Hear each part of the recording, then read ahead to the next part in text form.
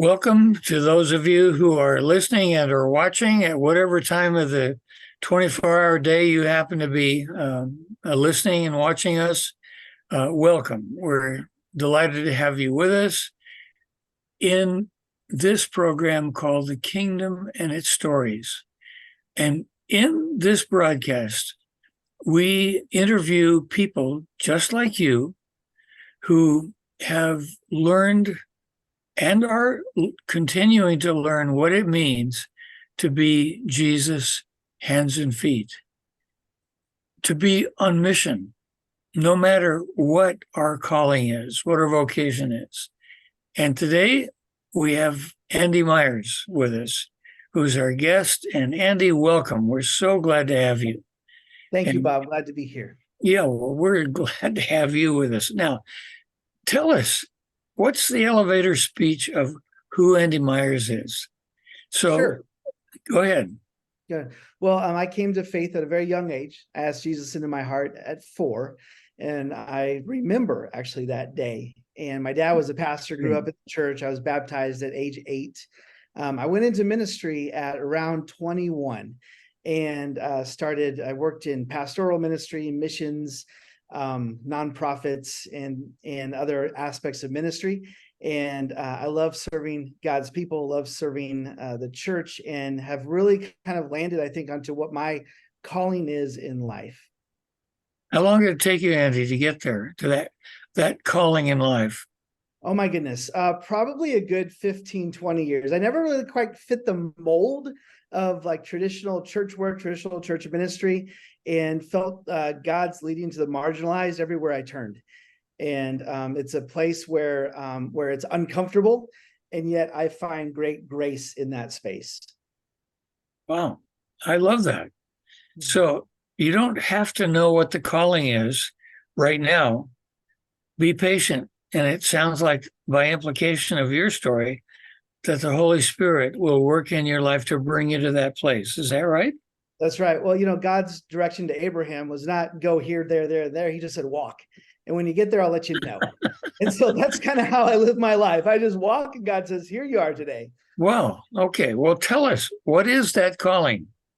So I work with an organization called the National Immigration Forum with the Evangelical Immigration Table. And what we are is a policy and advocacy group for refugees and immigrants. The moment you throw out that word immigration in our country today, all of a sudden people go here or here. I'm trying to get the Zoom parameters. It's bigger than that. It's become such a politically charged word, but Jesus calls us to the least of these. Jesus calls us to really understand who our neighbor is. So we work diligently with offices in Washington, D.C., as well as around the country, and working with pastors, church leaders, business leaders, law enforcement, Border Patrol, in order to understand the issue in immigration today and refugee crises, as well as work for policies that help to not only just have a better understanding of law, but also helping with understanding stories. Well, you hit one of my favorite words, stories.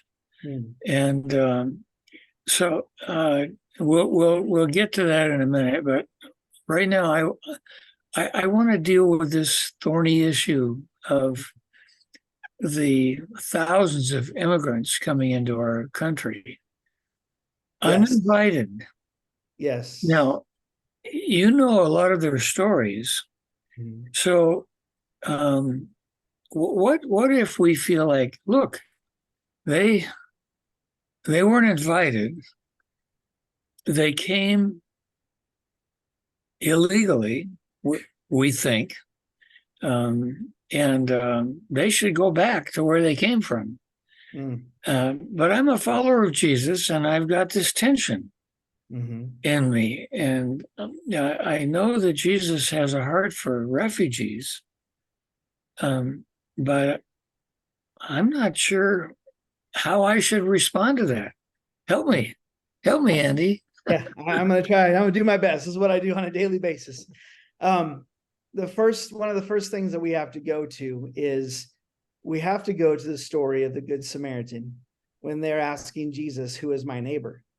and Jesus hits him with a zinger. We're all familiar with that story, probably everybody listening on this radio broadcast, but we don't realize sometimes the implication of what a zinger that was. In fact, if you remember at the end of that passage, they don't answer the Samaritan. They answer the one who helped him with their kind of heads down, and they kind of shrink away. And Jesus says, go and do likewise. So we have to start there, and we have to understand that sometimes, no matter what our political bent is, no matter what's going on in our world today, our first calling is to follow in the kingdom of God. So when Jesus asked that question of who is my neighbor, it is everybody. It is anybody. So my first calling isn't as an American who's defensive about the borders of his country. My first calling is as a citizen of the kingdom of God. Okay. But we also are a nation of laws and rule. And one of the frustrating things about our work in immigration is we have not had any significant reform since gas was 93 cents a gallon. That's a long time ago. That's a long time. And so our world has changed. I mean, even thinking the last 3 years since 2020, the fact that we're doing this Zoom today has just shown us how much our world has changed. And over the last 20, 25 years, our needs have grown. The refugee crisis has grown. People coming to seek, not just seek a better life in America, because that's kind of what our thing is. Oh, they just want jobs. They just want this. And actually, we have a lot of jobs for people to have right now.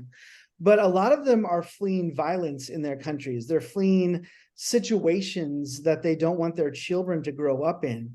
And so they still view America as this beacon of hope. They still view America as those first coming, the ones who were coming on Ellis Island, who would hear, give us your tired, your poor, your huddled masses yearning to breathe free. They still hear that. That sound still echoes through the world today, but our world has changed. And so we have to understand that we can develop a posture of welcoming, but we also need to work and advocate for laws and rule that help do it wisely. What does Jesus say? Be wise as serpents, as gentle as doves in our world. And sometimes the rhetoric on both sides is so loud that those of us in the 77% in the middle just kind of go, oh, that's too loud. I don't want to deal with it. And so we don't. And so in Congress, it gets passed off. In Congress, it gets pushed off. It's used as a political carrot during each election cycle. Andy, help me in my mind and heart to understand what's it like? What was it that drew these people, from Central America? I mean, who are they? I mean, are they just looking for a better life, or? But I mean, if I need compassion for these people, I need to better understand who they are. Tell us, in a general sense or in a specific sense, if you want to, what is it that drives these people to go from Venezuela? Mm-hmm. I mean, this is an incredible journey. Mm-hmm. Not by plane. Some of them walk. I can't get my mind around that. What in the world drove them to do that? Well, I'll give you a few stories from different countries of folks that I've met. I've had the privilege to go to Nogales, which is just 2.5 hours south of Phoenix. The border is literally not just in our backyard, it's in our front yard. And working right across the border there, visiting a place called the Kino Border Initiative. And the Kino Border Initiative is actually run by a group of Catholic Jesuits who are a welcoming center on the Mexican side for folks that find themselves at the border and have to go back. I met a man named Hector there. I've changed some names. So I met a man named Hector who is from the Acapulco area. And his job, he just had a normal job raising his family. His job was to drive fish from the port to another community a couple hours away every day. And that was his job. Get up, go early, pick up the fish, drive it. Along the highway one day, he gets stopped by a drug cartel. And the drug cartel tells him, hey, we're going to give you 30 days to consider that you're going to be hauling drugs for us as well as fish. Hector didn't want to do that because Hector is a follower of Jesus. Hector loves his children and his family and knows the destruction that drugs bring to a community. So Hector says no. They said, well, we didn't really give you the opportunity to say no. You have 30 days or we're going to find you. So Hector keeps going on his route. Sure enough, a month later, they pick him up. They beat him. They leave him for dead in a canyon off the side of the road. And somebody happened to come by, saw him out there. They were walking through the area there. Sounds like the Good Samaritan It story. does. Yeah, it's very, very similar when I heard it. And they take him back to his house. Well, he can't live there. They know where he lives. So he decides to go to another city 3 hours away and start a new life. His first thought was not like, okay, hey, I'm going to go to Mexico. I'm going to go to the US. His first thought was, I'm just going to go start over somewhere else. I can get a job. So his brother had a construction job for him 3 hours away. He goes there with his family, wife and kids, and they get a little apartment. He starts working. A couple months later, he was walking with a friend down the road, and a police car pulls up next to them and just is driving slowly with them. And then they take off. So next thing you know, his brother is frantically trying to get a hold of him saying, hey, they found out where you live. You have to go now. So he picks up his wife, family, and then they head across all of Mexico up to our border to claim asylum. Now, here's what some folks don't understand is that we just think that people are coming willy-nilly, and if they get into our country, it's a free-for-all. There is one really credible legal way for folks to enter our country today, right now, as the laws stand, who are poor or don't have the means to hire lawyers for hundreds of thousands of dollars. And that is to have a credible asylum claim. So they can cross into U.S. territory since at Title 42, they had to kind of encounter it right before. Right. Title 42 is over. They can cross into U.S. territory and surrender to the CBP agent. Say, hands up. I've actually watched this happen. And then the officers take them into an interview space.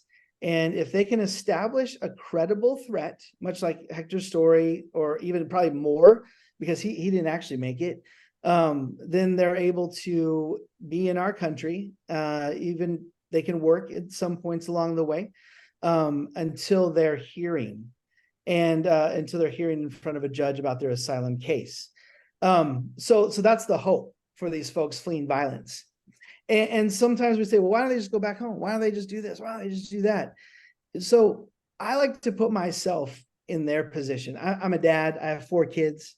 I would do anything for my kids' safety. And you think about putting yourself in the most uncomfortable place. Like, I love the comforts that I live in at home. Well, other cultures experience comfort. Like, they know their food, they know their culture, they know their families. And so to make this choice where they have to now uproot everything they know and flee, Right. that is a crisis. And so if I put myself in their place and they have a credible story and everything checks out, my compassion has to reach beyond like, well, are they going to come in? Who's coming? That kind of talk. So I think when we get there, we can get to the mind of Jesus. Like Jesus said, when he was in the Sermon of the Mount, he looked out on the crowds and it said he had compassion for them. Right. And that compassion in the Greek means to agonize with. Okay. And I think sometimes we feel bad for folks, but how do we get to that mind of Jesus where we're like agonizing with them? And at some way we can put ourselves in their shoes and go, okay, now we've got to fix some things. And that's where it gets sticky, because politicians don't live in immigration every day. They've got a million things to think about. And when this pops up on the radar, it's usually the rhetoric that they hear.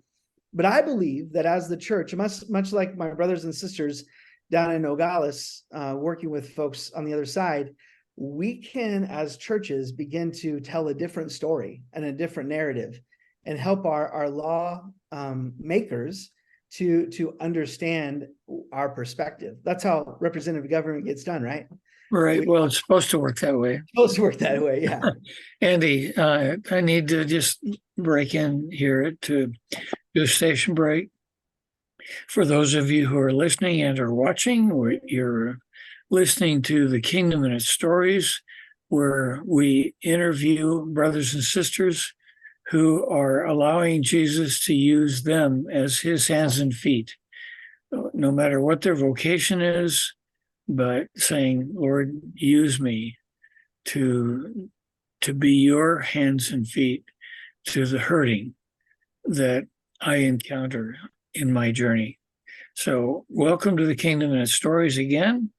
And we're interviewing Andy Myers, who is allowing his hands and feet to be Jesus' hands and feet. And he's talking to us about immigration and those refugees who come across our southern border, and a very sticky political issue in our country at this point in time. And Andy's trying to help us to understand what it means from the perspective of those who immigrate. Why would they make the trek and the journey? Why would they make the decision to undergo this incredible pilgrimage at great risk to come to our border and seek asylum? Andy, you were telling me when I spoke with you yesterday or a day before that many of those who come across our border are followers of Christ. Tell us about that. Sure. I don't have the exact statistic, and I thought I did, but I did not. It's a high number of, especially the families, the women and children that are fleeing violence in Guatemala, El Salvador, southern Mexico, are followers of Jesus. And they do, and specifically evangelicals, those areas have a high evangelical concentration. And so one of the motivators for them is when a cartel moves into their neighborhood, they want to recruit their children for gang work and to wait a minute. Mm-hmm. You're saying the cartels come into a neighborhood, yeah, and they recruit children without a choice. What just unpack that?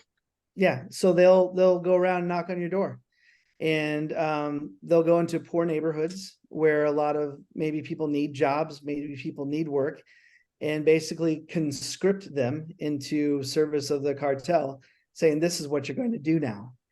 And we'll pay you. Invite them. This is what you're going to do. What you're going to do now, and we'll pay you if you do it. If you don't do it, we'll kill you. And so, story of Maria and her 3 small children that were coming of this age. She lived in southern Mexico, and she remembers the night that bullets were zinging through her wooden house. Imagine that. Okay. Bullets zinging through her wooden house. So she and her children escaped to the only concrete building in their community, which was a church. And the priest hid them in the church until another friend was able to take them on their long walk and treacherous journey up to the border. And she fled because she did not want her children involved in this kind of activity. And secondly, because she feared for her life. And so we start to understand these choices that these parents have to. Andy, wait, let me back up. Why were the bullets flying through her house? Were they being aimed at her house? No, threat, they were in there was a rival gang war that had like a skirmish that had broken out in her neighborhood about a cartel wanting to take over that neighborhood. Okay. And in doing so, then the kids that live there and the people that live there then have to start working for them. It's horrific. Have to start. Mm-hmm. Not a choice. Not a choice. Unless you leave. Unless you leave. Unless you can escape. So being someone who loves Jesus and loves her children, that's not a choice that she's going to make for them to stay.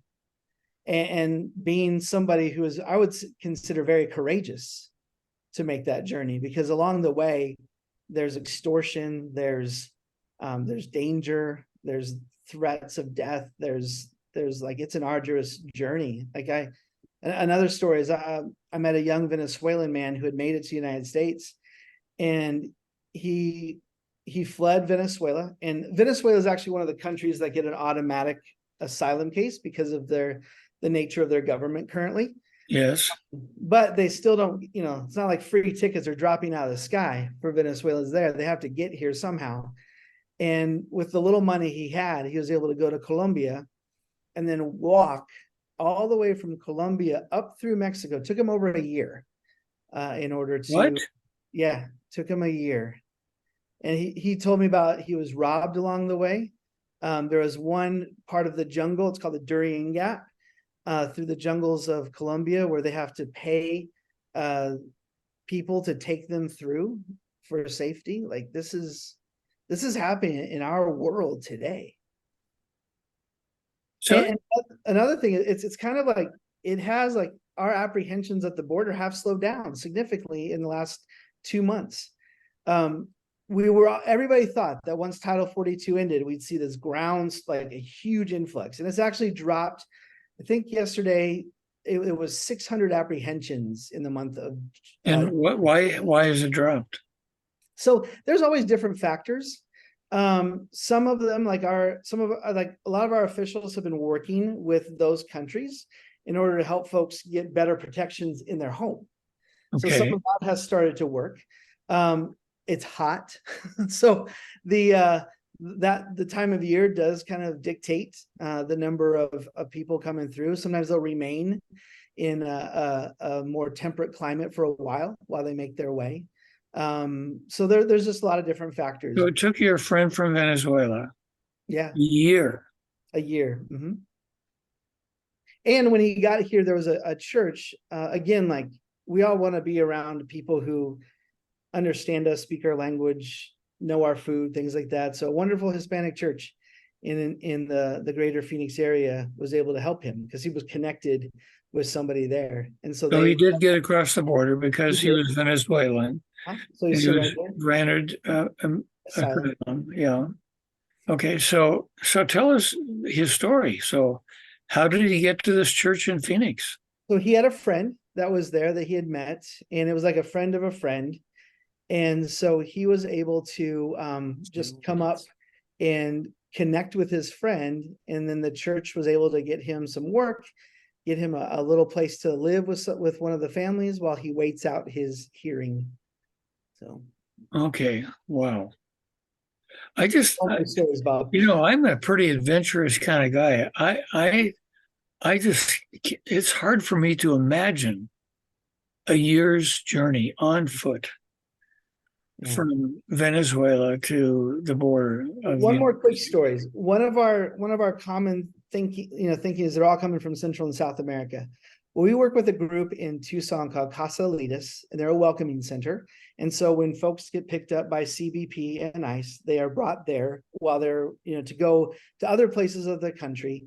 95% of all of the single men coming through that welcoming center are from South India and Mauritania. What? Yeah, from South India and Mauritania. Most of them are Sikhs from southern India that are right now experiencing religious persecution, and they are now like one man he wasn't there when I met his friend, but the people at the center told me he had gone from South India to Dubai, and then from Dubai had walked and driven by car, bus, and camel over to the western coast of Africa, where he hopped on a plane to go to Colombia, and then began his journey of walking. Oh man. Yeah. When you realize this kind of background, it sort of we need to put ourselves in those people's position and ask the Lord, help us to have compassion on those folks. Thank you, Andy Myers, for sharing with us today and it's been an inspiration just to listen. And I want to encourage our folks to use these stories to help us better be Jesus' hands and feet today. Thank you, Andy. Thank you, Bob. Thank you, Dave.